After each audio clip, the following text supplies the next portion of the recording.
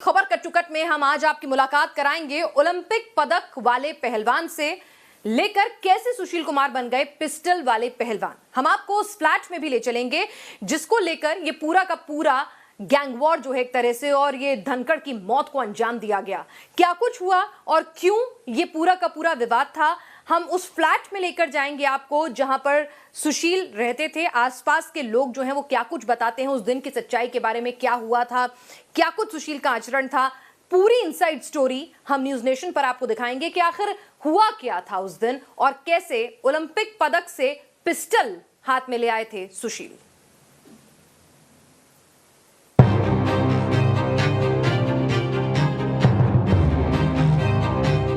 कहां है सुशील कुमार के खून से सने कपड़े? कहां है किडनैपिंग में इस्तेमाल हुई सुशील की होंडा कार? कौन थे वारदात में शामिल नीरज बवाना गैंग के गुंडे? कहां है सागर धनखड़ की जान लेने वाली हॉकी स्टिक?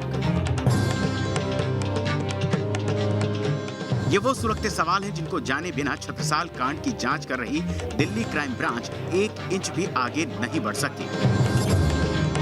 लेकिन पहलवान सुशील कुमार की गिरफ्तारी को जैसे ही 48 घंटे बीते, जैसे ही मामला special cell Delhi crime branch को ट्रांसफर हुआ, जैसे ही सुशील कुमार से पूछताछ हुई, पहलवान का शातिर दिमाग फिर से हरकत में आ गया। जी हाँ, कुश्ती का माहिर खिलाड़ी सुशील कुमार अब क्राइम ब्रांच के साथ मक्कारी का खेल खेल रहा है। कभी वो रोने की नौटंकी करने लगता है तो कभी अहम सवाल दागे जाने पर खामोशी का दांव खेलता है। क्राइम ब्रांच सुशील से पूछताछ को जितना आसान समझ रही थी वो उतनी आसान साबित नहीं हो रही। दरअसल सुशील कुमार काम के सवालों पर कन्नी काट रहा है।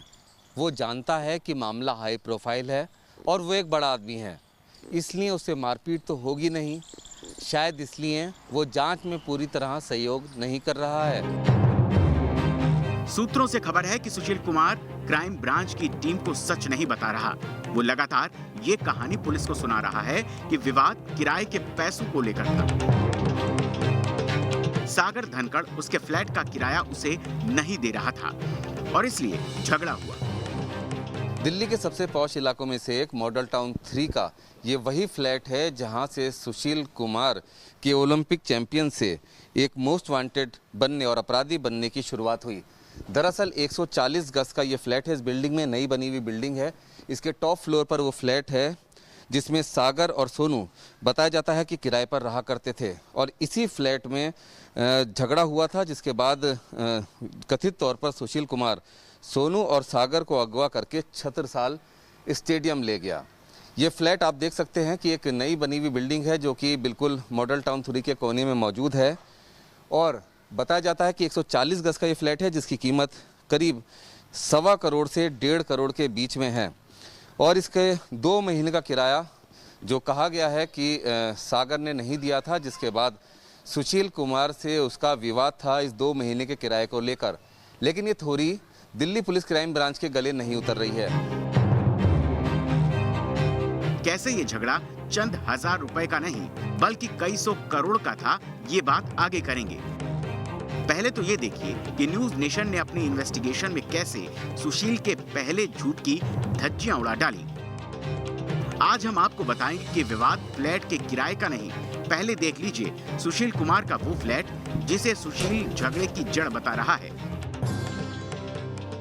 क्राइम ब्रांच का साफ तौर पर मानना है कि मामला कुछ और है, क्योंकि सुशील कुमार का जो स्टेटस है, जो उसकी वर्थ है, जो उसकी नेट वर्थ है, वो इतनी कम नहीं है कि 2 महीने के किराए या फिर सिर्फ एक फ्लैट के लिए इस तरह से वो अपने पूरे करियर को दांव पर लगा दे या हत्या की जैसी वारदात को अंजाम दे दे। सीधे तौर पर ये फ्लैट सुशील कुमार की पत्नी के नाम पर है। ऐसा भी कहा गया कि सागर और सोनू ने फ्लैट खाली भी कर दिया था, लेकिन 2 महीने का किराया नहीं दे रहे थे। तस्वीरें साफ बताती हैं कि ये फ्लैट नया बना है। इसकी कीमत सिर्फ 1.25 करोड़ रुपए के आसपास। जाहिर है 1.25 करोड़ रुपए के लिए सुशील कुमार अपनी जिंदगी अपने हाथों से तबाह नहीं करेगा। वैसे भी जब हमारी टीम ने पड़ोसियों से बात की तो वो सुशील कुमार का दावा रेत की दीवार की तरह भरभरा कर गिर गया। मैं ये पूछ रहा था कि जैसे बता रहे हैं कि 2-3 महीने से यहाँ पर रह रहे थे,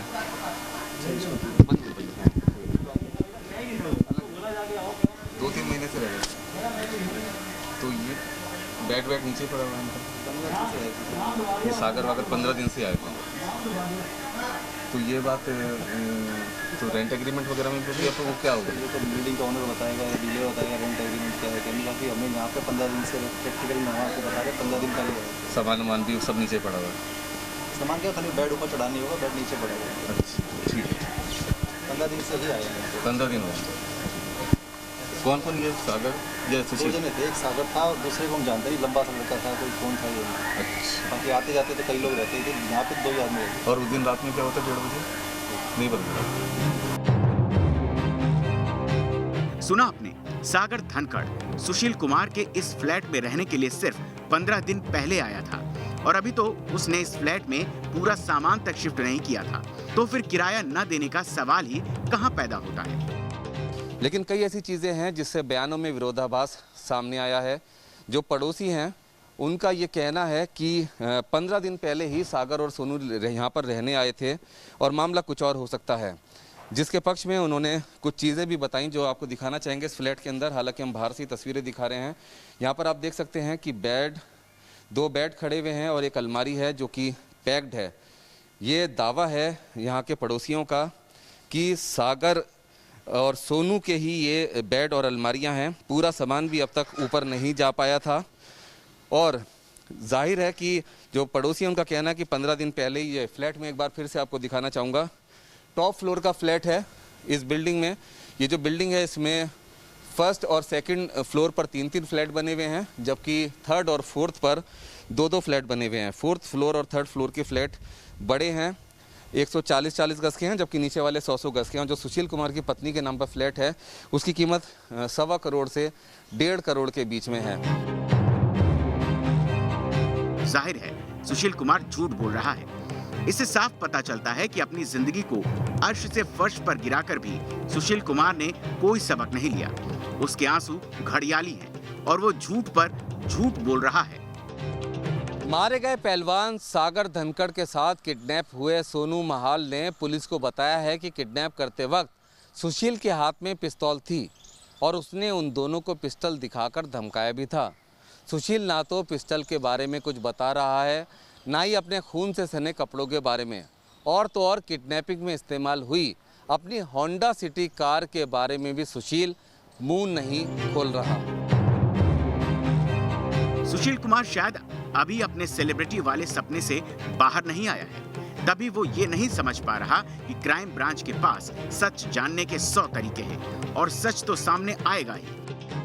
शायद सुशील सच छिपाकर अपने इससे भी बड़े गुनाहों पर पर्दा डालने की कोशिश कर रहा है।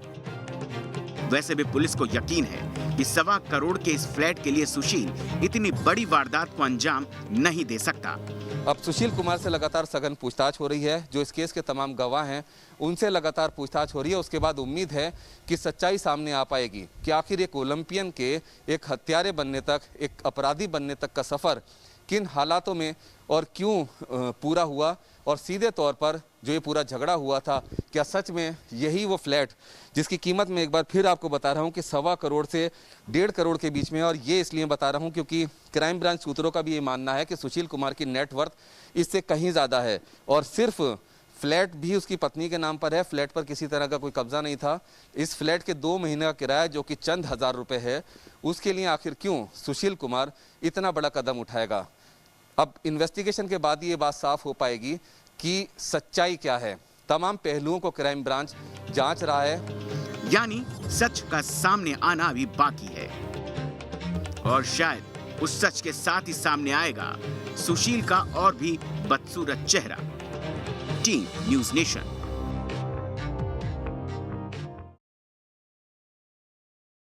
हर सवाल जो है वो उसके गले की हड्डी बन सकता है। दरअसल ये सवाल होगा कि उसके साथ इस पूरी वारदात में बवाना गैंग के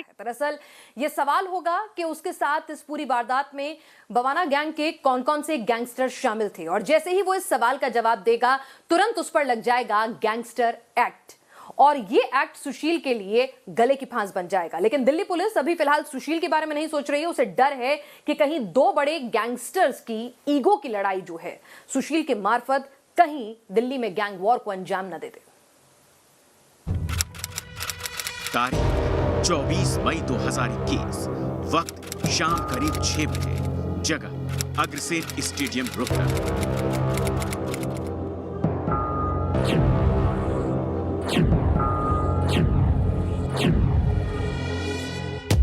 रोहतक के रेसलिंग स्टेडियम में गोलियों की गरज जब थमी तो 27 साल के पहलवान अंकुश त्यागी की सांसें भी थम गई।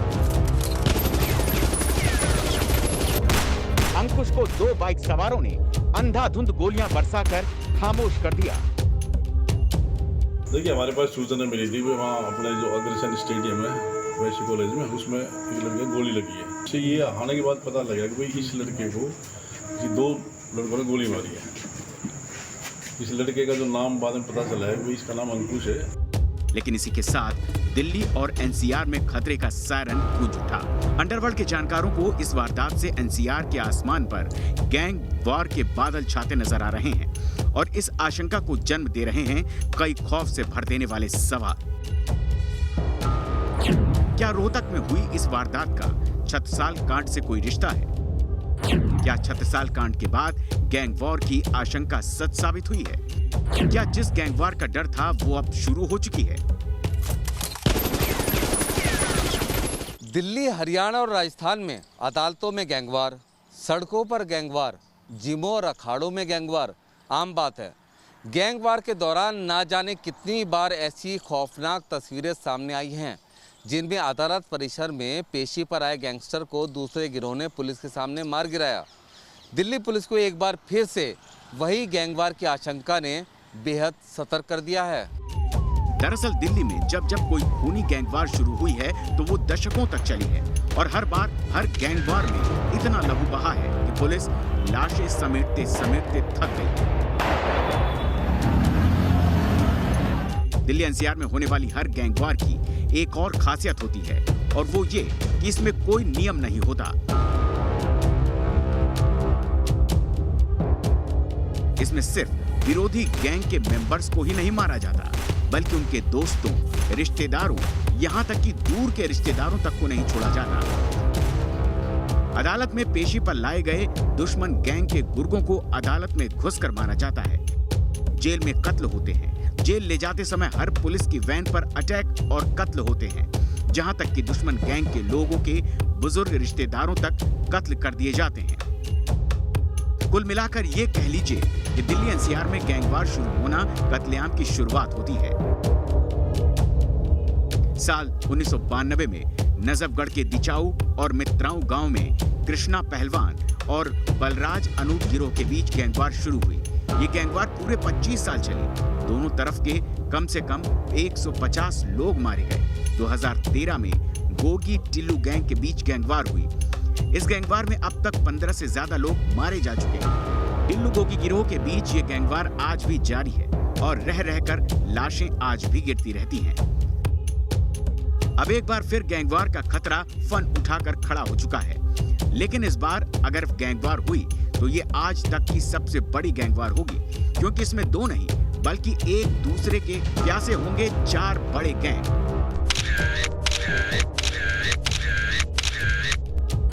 और इस पेंडोरा बॉक्स को खेला है पहलवान सुशील कुमार ने। गैंगवार के खतरे को दिल्ली समेत आसपास के सभी राज्य समझ चुके हैं। इसका सच दिखाई दिया जोधपुर की जेल में, जहां अदालत में पेशी पर लाए गए डॉन लॉरेंस बिश्नोई के लिए इतनी ज्यादा सुरक्षा लगाई गई थी कि पूरा शहर हैरान था।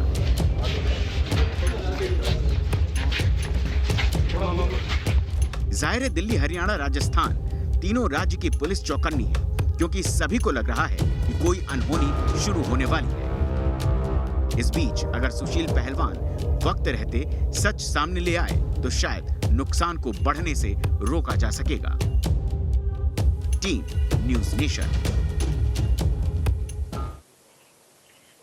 तो दिल्ली पुलिस को डर है कि जेठिया और बवाना गैंग के बीच में गैंगवॉर न छिड़ जाए, क्योंकि आमतौर पे देखा गया है कि गैंगवॉर जब होती हैं तो या तो वो वर्चस्व की लड़ाई के लिए होती हैं या फिर नाक की लड़ाई के लिए होती हैं। और यहां पर सीधे सीधे मामला जो है वो नाक की लड़ाई का भी आ गया है, क्योंकि आपसी रिश्ते भी जो हैं वो यहां पर खराब हुए हैं। साथ ही आपको बता दें कि सुशील कुमार को लेकर कहा जाता है कि वो छत्रसाल स्टेडियम में जो है वो पहलवानी नहीं बल्कि एक तरह से पूरा का पूरा गुंडों का एक नेक्सस चला रहा था, और किस तरह से उगाही के लिए ये पूरा काम करते थे आइए आपको ये भी समझाते हैं।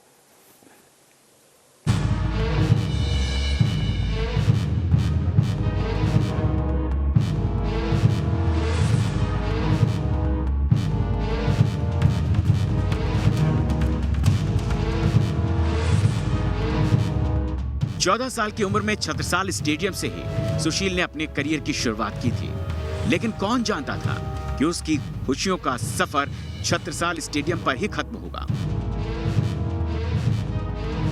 छत्रसाल स्टेडियम में ही उसे महान बनाया तो छत्रसाल स्टेडियम ने ही उस वारदात ने उसे मुजरिम बना दिया। अब सवाल ये उठता है कि आखिर सुशील ने जुर्म का रास्ता अपनाया ही क्यों? इनाम से उसे करोड़ों रुपए मिल चुके थे। इसके अलावा एड फिल्म करके और इवेंट्स के जरिए उसने अच्छा खासा कमाया था। इसी खेल ने उसे रेलवे में ऊंची सरकारी नौकरी भी दिलवाई, जिसकी लाखों रुपए तनख्वाह भी उसे हर महीने मिल रही थी। फिर ऐसा क्या हुआ कि सुशील ने जुर्म की पगडंडी पर पांव आगे बढ़ा दिए? ये सवाल बेहद अहम है। आखिर क्यों सुशील खुद को इस अंधी गली में ले आया? ऐसे कई सवाल हैं जो आज हर किसी के जहन में घूम रहे हैं। सवाल, डॉन जठेड़ा के भाई से सुशील ने मारपीट क्यों की?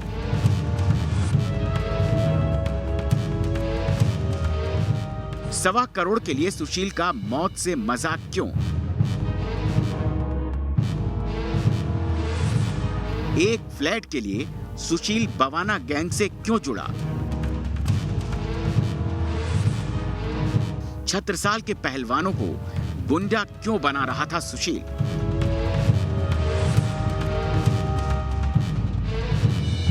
जाहिर है क्या हुआ, कैसे हुआ, ये सब हम आपको तफसील से बता चुके हैं, लेकिन क्यों हुआ ये अब आप जानेंगे। सबसे पहले आपको बताते हैं कि आखिर दिल्ली एनसीआर में चल रहे गैंग पैसा कैसे कमाते हैं। दिल्ली एनसीआर में एक्टिव गैंग पैसा कमाने के लिए उगाही, जमीन के विवाद सुलझाना, कब्जे की जमीन छुड़वाना या फिर जमीन पर कब्जा लेना और पेड प्रोटेक्शन देना, इन सब कामों से बहुत मोटा पैसा कमाते हैं।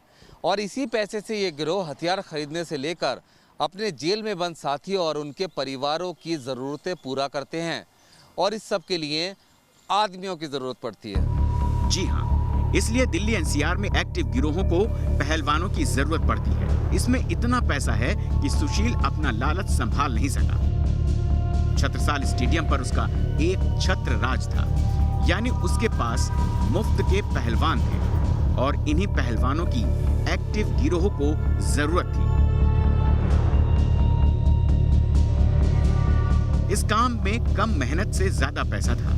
एक अंदाजे के मुताबिक दिल्ली के सारे गिरोह सालाना 100 करोड़ से ज्यादा पैसे ऐसे कामों से ही बना लेते हैं, और इसी पैसे पर सुशील कुमार की नजर गड़ गई।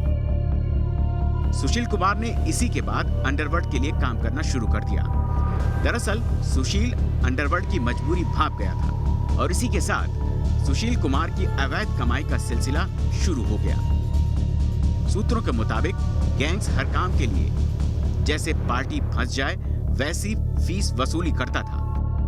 किसी से डूबा हुआ पैसा दिलवाने की फीस 50% थी, कब्जा हटवाने की फीस प्रॉपर्टी की कीमत का 10% थी, कब्जा करने की फीस प्रॉपर्टी की कीमत का 50% थी, विवादित प्रॉपर्टी की खरीद का रेट कीमत का 20 से 25% थी, धमकी देने की फीस 50,000 से 2.5 लाख तक। एक ज़माना था जब पहलवानों का इस्तेमाल दिल्ली में चुनाव में या आसपास के चुनाव में बूथों पर होता था, लेकिन अब चुनाव आयोग बहुत ज़्यादा सख्त है, कानून व्यवस्था कड़ी है, इसलिए चुनाव में अब बाउंसर्स या पहलवानों का इस्तेमाल नहीं होता।